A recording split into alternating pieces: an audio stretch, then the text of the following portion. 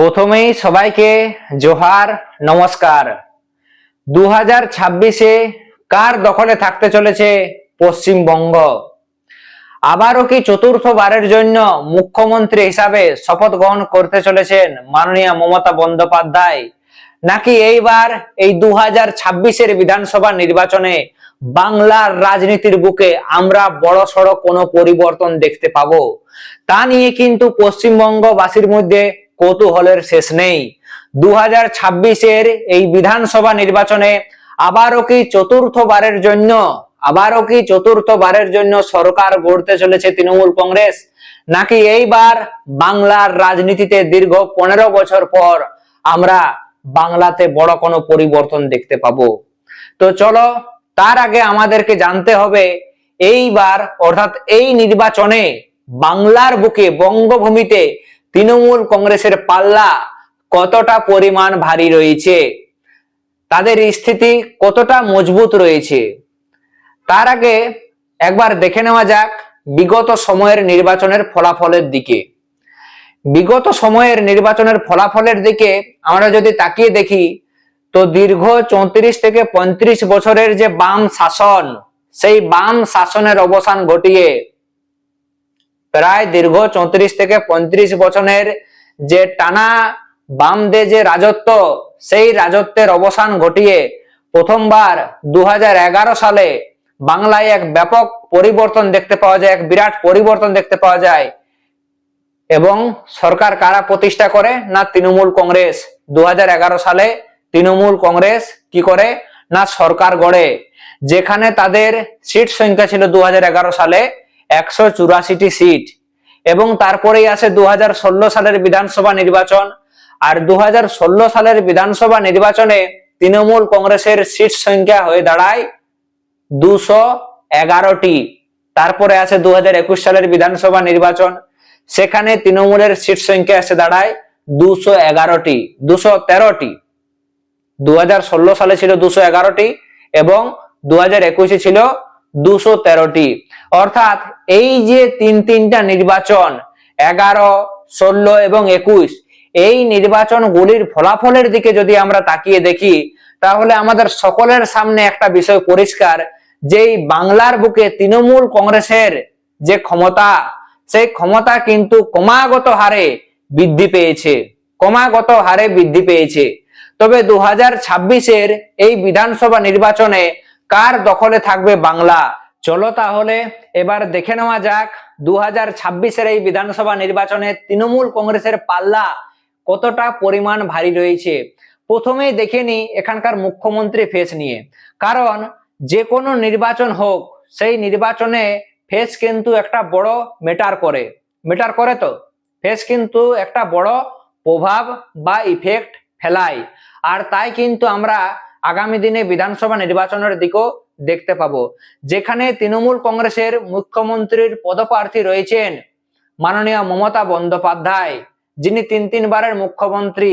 বাংলা তথা সারা দেশের মানুষের কাছে যিনি দিদি নামে পরিচিত, যার জনপ্রিয়তা লোকপ্রিয়তা বাংলার বুকে এতটাই রয়েছে যে অন্যান্য কোনো রাজনৈতিক দলের নেতা নেত্রীদের নেই। এর থেকে তো একটা বিষয় পরিষ্কার, যেহেতু মুখ্যমন্ত্রী মমতা বন্দ্যোপাধ্যায়ের মতো জনপ্রিয়তা বা লোকপ্রিয়তা বর্তমানে পশ্চিমবঙ্গে কারো নেই। তো এই দিক থেকে কিন্তু তৃণমূল কংগ্রেস অনেকটা এগিয়ে রয়েছে। অপর দিকে আমরা যদি ভারতীয় জনতা পার্টির দিকে যদি তাকিয়ে দেখি, তো তারা কোমর বেঁধে ভোটের ময়দানে নেমে পড়লো। এখনো পর্যন্ত তাদের মুখ্যমন্ত্রী পদপ্রার্থী কে হবে এই বিষয়ে তারা কিন্তু কোনো প্রকার সিদ্ধান্ত গ্রহণ করেনি। এখনো পর্যন্ত কোনো প্রকারেই সিদ্ধান্ত গ্রহণ করেনি। তো তাই একটা কথা বলাই যেতে পারে যে তৃণমূল কংগ্রেসের পাল্লা কিন্তু এই দিক থেকে অনেকটাই ভারী রয়েছে। এরপরে চলো দেখে নেওয়া যাক দ্বিতীয় নাম্বার পয়েন্টের দিকে। যদি 2026-এ তৃণমূল কংগ্রেস পুনরায় সরকার গড়ে, তাহলে তার সবচেয়ে বড় যে কারণটা বা সবচেয়ে বড় যে ম্যাটারটা রয়েছে, তা হলো বর্তমানে পশ্চিমবঙ্গ সরকারের একাধিক জনমুখী প্রকল্প, যা পুনরায় তৃণমূল কংগ্রেসকে ক্ষমতায় আনতে সাহায্য করবে। তার মধ্যে সবচেয়ে বড় একটি প্রকল্প হলো লক্ষ্মীর ভান্ডার। লক্ষ্মীর ভান্ডার, এই লক্ষ্মীর ভান্ডারে আমরা দেখি 2026-এর যে বাজেট তৈরি হয়, সেই বাজেটে লক্ষ্মীর ভান্ডারে যেখানে মহিলাদের এককালীন 1000 টাকা করে দেওয়া হতো, সেখানে 500 টাকা বাড়িয়ে 1500 টাকা করা হয়। আর পশ্চিমবঙ্গে প্রায় কোটিরও বেশি মহিলারা এই লক্ষ্মীর ভান্ডারের সুযোগ সুবিধা সরাসরি পেয়ে থাকে। আর তার প্রভাব কিন্তু আমরা নিশ্চয়ই সরাসরি ভোট বাক্সে দেখতে পাবো, যা নিয়ে আশা করছি কারো কোনো দ্বিমত নেই। কারণ 2026ও তৃণমূল কংগ্রেস যে বিপুল ভোটে জয়লাভ, তৃণমূল কংগ্রেস 2024-এর যে লোকসভা নির্বাচন হয়, সেই লোকসভা নির্বাচনে তৃণমূল কংগ্রেসের যে সিট সংখ্যা 2019-এর লোকসভা নির্বাচনের তুলনায় যে বৃদ্ধি পায়, যেখানে 2019-এ তৃণমূল কংগ্রেসের সিট সংখ্যা ছিল 42টির 22টি, সেখানে দেখা যায় 24-এ সিট সংখ্যা বেড়ে দাঁড়ায় 29টি, যার সবচেয়ে বড় কারণ হিসাবে ধরা হয়েছিল লক্ষ্মীর ভান্ডার। মহিলাদের একটা বড় ভোট সরাসরি তৃণমূল কংগ্রেসের দিকে গিয়েছিল। ঠিক এবার আমরা 2026-এর বিধানসভা নির্বাচনও দেখতে পাবো।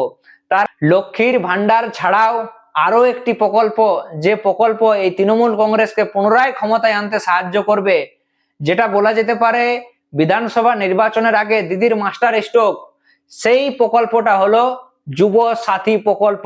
সেই প্রকল্পটার নাম কি না, যুব সাথী প্রকল্প। যুব সাথী প্রকল্পে দেখা যায় যে এইবার যে বাজেট অধিবেশন হয়, সেই অধিবেশনে কিন্তু মুখ্যমন্ত্রী মাননীয় মমতা বন্দ্যোপাধ্যায় এই প্রকল্পটি ঘোষণা করে, এবং যে প্রকল্প অনুযায়ী 21 থেকে 40 বছরের যারা বেকার যুবক যুবতী রয়েছেন, তাদেরকে প্রতি মাসে 1500 টাকা করে দেওয়া হবে। প্রতি মাসে 1500 টাকা করে দেওয়া হবে। বর্তমানে লক্ষ লক্ষ যুবক যুবতীরা কিন্তু এই প্রকল্পের সুযোগ সুবিধা পেয়ে চলেছে। এর থেকে একটা বিষয় তো আমরা পরিষ্কার আশা করছি, বুঝতেই পারছি যে বিধানসভা ভোটের আগে এত বড় যে একটা ঘোষণা, তার প্রভাব কিন্তু আমরা সরাসরি ভোট বাক্সে দেখতে পাবো। বেকার যুবক যুবতীদের একটা বড় পরিমাণ ভোট, সেই ভোট কিন্তু সরাসরি তৃণমূল কংগ্রেসের দিকে যাবে। এই বিষয়ে কোনো প্রকার দ্বিমত নেই। তো এছাড়াও আরো যুব সাথী থেকে শুরু করে আরো এমন বহু প্রকল্প রয়েছে, যে প্রকল্পগুলির সাথে বলা যেতে পারে বর্তমানে পশ্চিমবঙ্গ সরকারের সাথে সাধারণ জনগণের যে একটা বন্ডিং, সেই বন্ডিং যে তৈরি করেছে, তার সুবিধা কিন্তু সরাসরি তৃণমূল কংগ্রেস এইবার এই নির্বাচনে পেতে চলেছে। তো এছাড়াও আরো অনেক কারণ রয়েছে, তো অবশ্যই তোমরা তা কিন্তু নিচে কমেন্ট বক্সে কমেন্ট করে জানাতে পারো। তবে বেশ কিছু দিকে তৃণমূল কংগ্রেস অনেকটা এগিয়ে থাকলো, 2026-এর এই বিধানসভা নির্বাচন তৃণমূল কংগ্রেসের কাছে জয়লাভ করা কিন্তু অতটাও সহজ হবে না। তার সবচেয়ে বড় একটা কারণ, প্রধান বিরোধী দল ভারতীয় জনতা পার্টি বা বিজেপি যেভাবে কোমর বেঁধে নেমে পড়েছে, তারাও কিন্তু এবার বাংলা দখলের ডাক দিয়েছে। 2026-এর এই বিধানসভা নির্বাচনে তারাও চায় না বাংলা তাদের হাতছাড়া হোক। তাই বিশেষ করে বর্তমান সময়ে যদি আমরা লক্ষ্য করি, তো দেশের প্রধানমন্ত্রী থেকে শুরু করে স্বরাষ্ট্রমন্ত্রী, এছাড়াও অন্যান্য রাজ্যে যারা বিজেপির মুখ্যমন্ত্রী রয়েছেন, বিজেপি পার্টির থেকে যারা মুখ্যমন্ত্রী হয়েছেন, যারা বড় বড় নেতা মন্ত্রী রয়েছেন, তারা সকলেই কিন্তু বঙ্গের নির্বাচনী প্রচার প্রসারে ভোটের ময়দানে নেমে পড়েছে। তারা কিন্তু কোনো মতেই চায় না যে এইবার অর্থাৎ এই 2026-এ বাংলা তাদের হাতছাড়া হোক। তারা কিন্তু তৃণমূল কংগ্রেসের উপর একাধিক অভিযোগ এনেছে, বালি দুর্নীতি থেকে শুরু করে জল জঙ্গল জমিন, এছাড়াও আরো বহু ইস্যুকে তারা সামনে রেখে এবার ভোটের ময়দানে নেমেছে। তবে তার কি কোনো প্রভাব আমরা আগামী দিনে ভোট বাক্সে দেখতে পাবো, সেই দিকেও কিন্তু দৃষ্টি দিতে হবে। তবে তোমাদের কি মনে হয় বন্ধুগণ, জনতাই দিবে শেষ রায়। তো তোমাদের কি মনে হয় যে 2026-এর এই বিধানসভা নির্বাচনে কার দখলে থাকতে চলেছে আমাদের এই বাংলা? অবশ্যই তোমরা তোমাদের ব্যক্তিগত মতামত নিচে কমেন্ট বক্সে কমেন্ট করে জানিও। ততক্ষণ অবধি সবাইকে জোহার, নমস্কার।